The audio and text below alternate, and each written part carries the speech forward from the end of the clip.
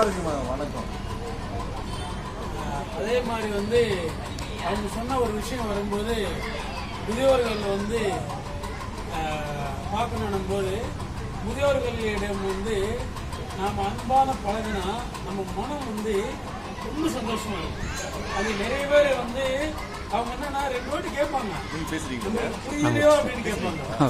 புரியலையோ என்னப்பா அவங்களோட இது என்னன்னு பார்த்தீங்கன்னா வந்து நம்ம ஏதாவது வேலையில் இருப்போம், ஆனால் அவங்களுக்கு ஒரு பொருள் தேவைப்படும். ஆனால் அந்த ஒரு பொருள் தேவைப்படும் போது அவங்க ஒரு வாட்டி பொருள் கொடுப்பாங்க, இது கொடுப்பா அப்படின்னு சொல்லிட்டு அந்த ஒரு 2 நிமிஷத்துல திருப்பி ஒரு பொருள் கொடுப்பாங்க.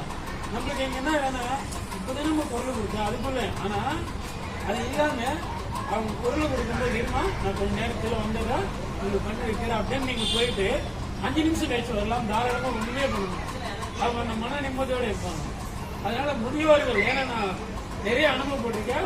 நான் எங்கள் அம்மாவை வந்து எனக்கு 4 பேர் அண்ணன் தம்பிங்களா இருந்தாலும் என் கூடவே இருக்கணும்னு சொல்லிட்டு வயதான காலத்தில் அவங்க என் கூடவே இருக்காங்க. அவங்கக்கிட்ட வந்து நான் என்னென்ன பண்ணுறேன்னா அவங்களுக்கு வந்து பணிவுடை செய்கிறது அன்றது வந்து கிடையாது.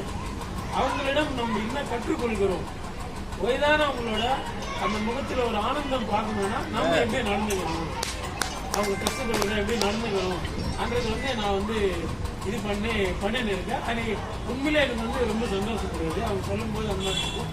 அதனால வந்து வயதானவர்கள் வந்து நம்ம நார்மலாக பார்த்தீங்கன்னா நம்ம சொந்தக்காரர்களை விட யாருன்னா வயசானவங்களா இருந்தாங்கன்னா ஏதாவது ஹெல்ப் பண்ணணும் சொல்லுங்க உட்கார வைக்கணுமா அப்படி ஒரு கெஸ்ட்டு. நான் ஒரே ஒரு விஷயம் மட்டும் இங்கே நான் குறிப்பிட விரும்புகிறேன்.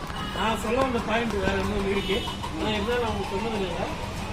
நம்ம லோக்கோ ரயில்வே ஸ்டேஷனில் வந்து ஒரு அம்மா வந்து கொஞ்சம் குண்டாக இருந்தாங்க, வயசானவங்க, நடக்க முடியல, ரொம்ப ஸ்லோவாக நடந்து வர்றாங்க.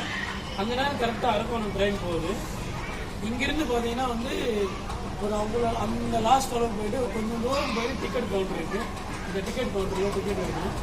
அவங்க ட்ரெயின் வரும்போது அவங்க போயிட்டு டிக்கெட் கவுண்டரில் போயிட்டு டிக்கெட் எடுத்துட்டு திருப்பி ட்ரெயின் ஏறதுக்கான வாய்ப்பு இல்லை. அந்த இடத்துல தூரத்தில் ட்ரெயின் வந்துருக்குது. அவங்க யாருன்னு எனக்கு தெரியாது, ஆனால் டக்குனு என்னை கூப்பிட்டு இல்லைங்க எனக்கு அரக்கோணம் மட்டும் ஒரு டிக்கெட் வாங்கி கொடுத்துருங்க நான் வந்துனே இருக்கிறதால 100 ரூபா கொடுத்தாங்க. நான் யாருன்னு அவங்களுக்கு தெரியாது. ஆனால் எனக்கு அந்த நேரத்தில் என்ன தோணுச்சுன்னா இவங்களுக்கு என்ன நம்ம செய்யறது அந்த மாதிரி ஒரு மனநிலை இருந்தாலும் சரி கேட்குறாங்க. டக்குன்னு போயிட்டு வாங்கி வந்தால் கரெக்டாக பார்த்தீங்கன்னா டிக்கெட்டு கவுண்டரில் வாங்கி வர லேடிஸ் கம்பார்ட்மெண்ட் வந்து அந்த மாதிரி ஏறாங்க. சில்லறையும் 100 ரூபா நோட்டு கொடுக்குற அந்த அம்மா முகத்தில் ஒரு சந்தோஷப்பட்டாங்க.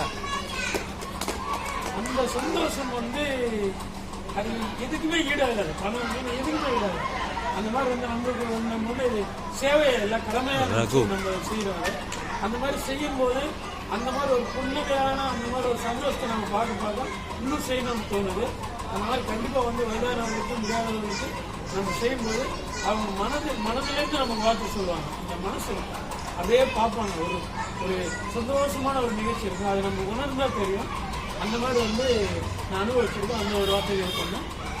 அதோடு சேர்ந்து இந்த 5 நிமிடத்துக்குள்ள முடிக்கணும். நான் கொண்டு வந்த பாயிண்ட்டு, நான் இந்த அரங்கத்தில் வந்து இந்த சமுதாயம் கற்றுக் கொடுத்த ஒரு விஷயத்தை நான் வந்து இங்கே பகிர்ந்துக்கலாம்னு நினைக்கிறேன். பாவத்தை பற்றி வந்து நம்ம வந்து என்ன நினைத்து கொண்டு இருக்கிறோம் அப்படின்னா, பாவம் அப்படின்னா வந்து நிறைய இருக்குது. கொலை பண்ணுறது, கொள்ளடிக்கிறது, இந்த மாதிரி ஏமாத்துறது, இது எல்லாமே பாவம். ஆனால் நானும் அந்த ஒரு பாவத்தை மட்டும் நான் இங்கே குறிப்பிட விரும்புகிறேன். என்ன பாவம் அப்படின்னு பார்த்தீங்கன்னா, மனித உழைப்பு வீணாக்குவது மிகப்பெரிய பாவமாக நான் கருதுகிறேன். அதாவது எப்படி வந்து இது நம்ம வந்து பாவமாக கருதுகிறோம் அப்படின்னு சொன்னால், ஃபார் எக்ஸாம்பிள் பார்த்தீங்கன்னா வந்து நம்ம ஒரு சுவிட்சு லைட் போடுறோம், என்ன கரண்ட் பில் தானே, ஏதோ 1000 ஆர்டர் பண்ணணும் 2 ரூபா அப்படின்ற மாதிரி ஒரு இது இல்லாமல் உதாசீனப்படுத்தாம அந்த ஒரு மின்சாரம் வந்து நம்ம ஏன் உதாசீனப்படுத்தக்கூடாது. ஒரு சாப்பாடு நம்ம போட்டுக்கிறோம், சாப்பிட்றோம், நிறைய வேஸ்ட் பண்ணுறோம்.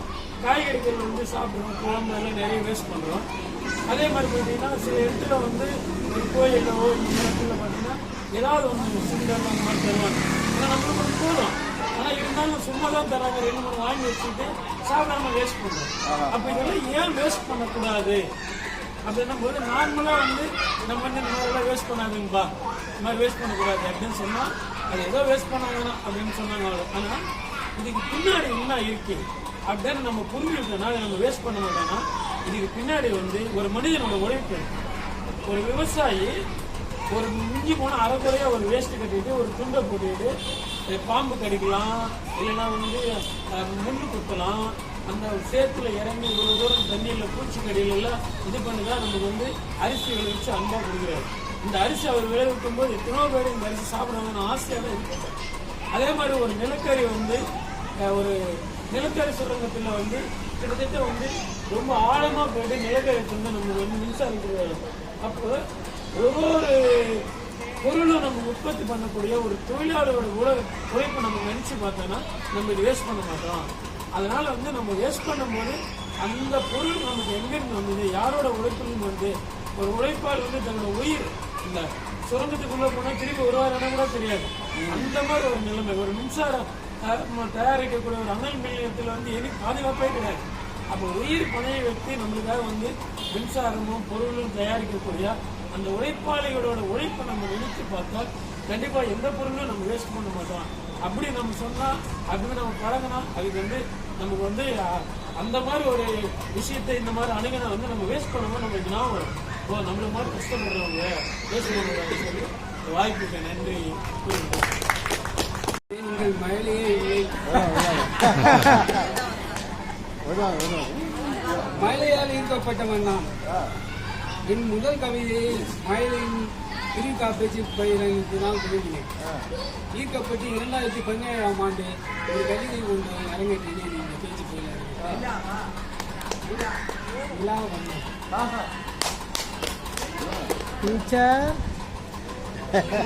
இந்த பேச்சு பயிரத்தில் பயிற்சி பெற்ற அனைவரும் எங்கெங்கோ ஏதோ ஒரு மேலைகளுக்கு சென்று பேரும் புகழும் அடைந்திருக்கிறார்கள்.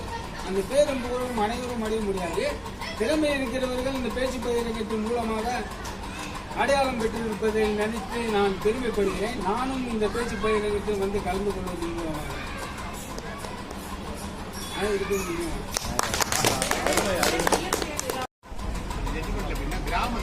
கிராமநத்தம்னா நீங்க கேள்விப்பட்டிருக்கீங்க. கிராமநத்தம்னா என்னன்னா, ஒரு கிராமத்தில் இருக்கக்கூடிய மக்கள் விவசாயம் செய்யக்கூடிய வேளாண்மை செய்யக்கூடிய மக்களுக்காக அவர்கள் தங்குவதற்காக இருக்கக்கூடிய இடத்துக்கு பேரு கிராம நத்தம். அது பொதுவாகவே அரசாங்கத்தினுடைய கெசட் பிரகாரம் அரசு நிலமாக இருக்கு. அந்த நிலத்தை என்ன பண்றாங்க, தமிழக அரசு அந்த கையகப்படுத்துறதுக்காக எடுக்கிறதுக்காக போகும்போது அங்க தங்கியிருந்த மக்கள் என்ன பண்றாங்க, வழக்கு தாக்கல் பண்றாங்க. அந்த வழக்கு 34 வருடங்களாக நடந்து வந்தது. 34 வருடத்திற்கு அப்புறம் அந்த வழக்கு தீர்ப்பு என்னன்னா, முதல் நீதிபதி, ஒரு நீதிபதி, 2 நீதிபதி, 3 நீதிபதி, அப்படின்னா லார்ஜர் பெஞ்ச் 5 நீதிபதிகள் கொண்ட குழு முடிவா என்ன சொன்னாங்கன்னா, கிராமநத்தம் என்கிற இடங்கள்ல வந்து அரசு புறம்போக்கு நிலத்தை மட்டும்தான் அரசு எடுக்க முடியும். அரசு புறம்போக்கு அல்லாத கிராமநத்தம் அல்லது விளைநிலம் அல்லது அரசு புறம்போக்கு அல்லாத கோயில் நிலம் அல்லது சுடுகாடு நிலம், இந்த மாதிரி நிலங்களை அரசு கையகப்படுத்தக்கூடாது, கையகப்படுத்த முடியாது அப்படிங்கிற ஒரு மிகச்சிறந்த ஒரு நல்ல ஒரு தீர்ப்பினை நமது உயர்நீதிமன்றம் வழங்கியிருக்கிறது.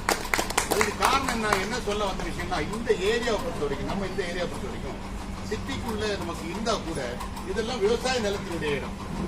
இந்த ஏரியா பாத்தீங்கன்னா, இந்த ஏரியா மீன்ஸ் கொளத்தூர், நியாயபுரம், செந்தில் நகர், வில்லிவாக்கம், சில பகுதிகள், அண்ணா நகர் பகுதி கூட விவசாய நிலமா தான் இருந்தது. வந்து இன்டர்நேஷனல் ஒரு பெரிய ஒரு மாநாடு நடத்தினாங்க. மாநாடுக்காக விவசாய நிலத்தை முழுவதுமாக நிரவி வெளிநாட்டு டெலிகேட்ஸ் எல்லாம் தங்குவதற்காக அமைக்கப்பட்ட ஒரு இடம். அது பிற்காலத்தில் அண்ணா நகர் என்ற பெயர் உருவாக்கப்பட்டு அந்த இடத்தை விற்பாங்க. அது ஆக்சுவலா வந்து அந்த இடத்துலயே நீங்க ஒரு 10 அடி பழம் நோட்டினாலே தண்ணி இருக்கும். 10 அடிக்குள்ளேயே தண்ணி இருக்கும், ஆனா உப்பு தண்ணி. அதே மாதிரி இந்த இடம் இங்க விரிவாக்கத்துக்கு இந்த பக்கம் குளத்தூர் இந்த பக்கம் ஏரியா பார்த்தீங்கன்னா, இந்த நிலங்கள் எல்லாமே விளை நிலங்கள், விவசாய நிலங்கள். இந்த நிலத்துல எல்லாம் நீங்க ஓல்டு ஒரு 50 வருஷத்துக்கு ரெக்கார்டுக்கு முன்னாடி பாத்தீங்கன்னா, இந்த நிலத்துல எல்லாருடைய பேருமே கிராமநத்த நிலம் என்ன பேர் வரும். அதனால இந்த ஏரியால இருக்கக்கூடியவங்களுக்கு எல்லாம் 3 சென்ட் 5 சென்ட் அதே மாதிரி 10 சென்ட் வரைக்கும் விவசாயம் அந்த காலத்துல 30-40 வருஷங்களுக்கு முன்னாடி பட்டா கொடுத்துருப்பாங்க. என்ன கட்டு பண்ணா அந்த பட்டா என்ன பட்டான்னு கொடுத்துருப்பாங்கன்னா, நீங்க அனைவரும் அங்க தங்கலாம், வீடு கட்டிக்கொள்ளலாம். ஆனால் விற்கவோ வாங்கவோ முடியாது. இங்க இருப்பதற்கு மட்டும் உங்களுக்கு உரிமையான பட்டா கொடுக்கும். அந்த பட்டாவை காலி செய்துதான் இப்ப அரசாங்கம் நாங்க கொடுத்த பட்டா நாங்க காலி செய்து எங்களுக்கு கொடுக்கணும் அப்படின்னு சொல்லி கேன்சல் பண்றாங்க. இந்த நீதிமன்றம் கொடுத்துருக்கு. ஆனா பொதுவாகவே 30-40 வருடங்களுக்கு மேலாக ஒரு ரெவன்யூ ரெக்கார்ட்ஸ் சொல்லுவாங்க, வருமான வரித்துறை மூலமாக வழங்கப்படும் எந்த ஆவணங்களையும் ஒரு ஆதாரமாக நீதிமன்றம் எடுத்துக்கொள்ளாது. அது tax receipt, EB, property tax இதெல்லாம் ஒரு ஆவணமாக எடுத்துக்கொள்ளாது. ஆனா எடுத்துக்கொள்ளப்படும். எப்படின்னா ஒரு பேரண்ட் டாக்குமெண்ட் இருந்து அந்த பேரண்ட் டாக்குமெண்ட் மூலமாக அந்த இடத்தை நாம ஆக்குப்பை செய்தால் அந்த இடத்துல நம்ம இருந்தோம்னா அந்த ஆவணங்களாக ஏற்றுக்கொள்ளப்படும். சுருக்கத்தில் சொல்ல போனா நாம ரொம்ப வருஷமா ஒரு 20 வருடத்துக்கு மேலாக ஒரு இடத்தில் பூர்வீகமாக நாம் இருந்து கொள்ளைமானால் அந்த நிலம் நமக்கு சொந்தமாக கிடைப்பதற்கு வாய்ப்புகள் இருக்குது. இந்த நீதிமன்றத்தினுடைய உத்தரவின்படி நீங்கள் மாவட்ட ஆட்சியரையோ மாவட்டத்தினுடைய கமிஷனரையோ நீங்க தொடர்பு கொண்டால் உங்களுக்கு அந்த நிலம் உங்களுக்கு கிடைப்பதற்குண்டான சகல வாய்ப்புகள் இருக்கிறது என்பதை கூறிக்கொண்டு தற்போது அறிவினால் ஆகுவதுண்டோ பிரிந்து நோய் தற்போதை போல் போற்றாக்கடை அப்படின்னா இந்த குரல்படி பாத்தீங்கன்னா என்னதான் நீங்க அடுத்தவங்களுடைய வேதனையை தன்னுடைய வேதனையாக யார் ஒருவர் நினைத்துக் கொண்டு அவன் தன்னை இயல்பாகவே செயல்படுத்திக் கொள்கிறானோ அவன் இந்த உலகத்தில் மிகப்பெரிய ஒரு இடத்தில் அவன் உயர்வான் என கூறி எனக்கு தற்போது பாத்தீங்கன்னா மத்திய அரசாங்கத்தினுடைய நோட்டரி பப்ளிக் என்ற ஒரு பதவி என்ற பொறுப்பு கிடைத்திருக்கிறது. இந்த பொறுப்பின் மூலமாக ஒரு காலத்தில் ஒரு 50-40 வருஷத்துக்கு முன்னாடி ஒரு சர்டிபிகேட்ல ஒரு கையெழுத்து வாங்குறதுக்கு பல இடங்கள்ல ஒரு பஞ்சாயத்துல கையெழுத்து வாங்குறதுக்கு டீச்சருக்கு தெரியும். நாங்க ஹெட் ஆஃபீஸ்லயோ இல்லைன்னா அரசு மருத்துவமனையிலயோ யாராவது ஒரு கெசட் ஆபீஸ்ல போனா நம்மளை அலைய விடுவாங்க, அந்த பேப்பரை பார்க்கணும். ஆனா இன்னைக்கு எனக்கே அந்த வாய்ப்பு கிடைத்திருக்கிறது 4 பேருக்கு சேர்ந்திருக்கு. அதன் மூலமாக நமது திருவிக்கா பேச்சு பயிலரங்கம் மூலமாக வரக்கூடிய யாரா இருந்தாலும் இலவசமாக அவங்களுக்கு நான் செய்து கொடுப்பதற்கு தயாராக இருக்கிறேன் என்பதை உங்கள் அனைவருக்கும் விடைபெற்றுக் கொள்கிறேன். நன்றி.